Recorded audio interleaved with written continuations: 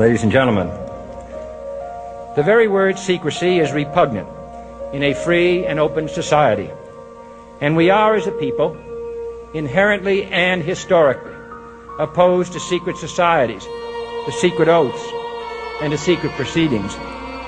We decided long ago that the dangers of excessive and unwarranted concealment of pertinent facts far outweighed the dangers which are cited to justify it. Even today, there is little value in opposing the threat of a closed society by imitating its arbitrary restrictions. Even today, there is little value in ensuring the survival of our nation if our traditions do not survive with it. And there is very grave danger that an announced need for increased security will be seized upon by those anxious to expand its meaning to the very limits of official censorship and concealment. That I do not intend to permit to the extent that it's in my control. And no official of my administration, whether his rank is high or low, civilian or military, should interpret my words here tonight as an excuse to censor the news, to stifle dissent, to cover up our mistakes, or to withhold from the press and the public the facts they deserve to know.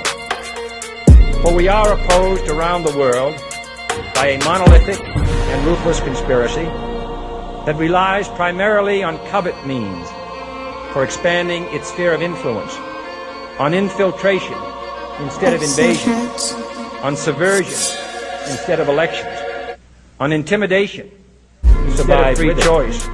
And there is very grave danger instead of armies that an announced need for increased security will be seized upon by those anxious to expand a system which has constricted the very limits of official censorship, human and material resources into the building I intend to permit to the extent that it's in my control. That combines no official of my administration, diplomatic, whether his rank is high or low, economic, civilian or military, and political operations, interpret my words here tonight. Its preparations as an excuse to censor the news. Its mistakes are buried, not to cover up our mistakes. Its dissenters are silent, or to withhold from the press and the public. No expenditure is questioned. No rumor is printed. For we are opposed around the world by a monolithic and ruthless conspiracy that relies primarily on covert scrutiny comes understanding. For expanding its sphere of influence. Understanding comes support on infiltration instead of invasion. On subversion. I am not asking your newspapers to support on intimidation, but I am asking your help in the tremendous task of informing and alerting the American people. For I have complete confidence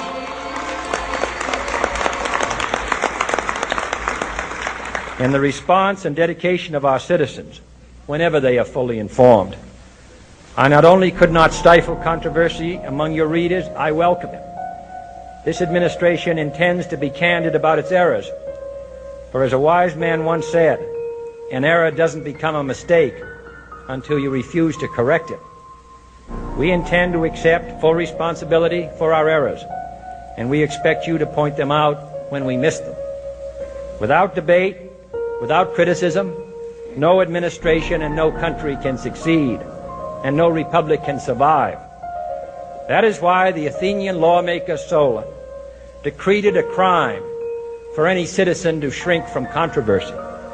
And that is why our press was protected by the First Amendment, the only business in America specifically protected by the Constitution, not primarily to amuse and entertain, not to emphasize the trivial and the sentimental, not to simply give the public what it wants, but to inform, to arouse, to reflect, to state our dangers and our opportunities, to indicate our crises and our choices, to lead, mold, educate, and sometimes even anger public opinion. This means greater coverage and analysis of international news, for it is no longer far away and foreign, but close at hand and local. It means greater attention to improved understanding of the news, as well as improved transmission.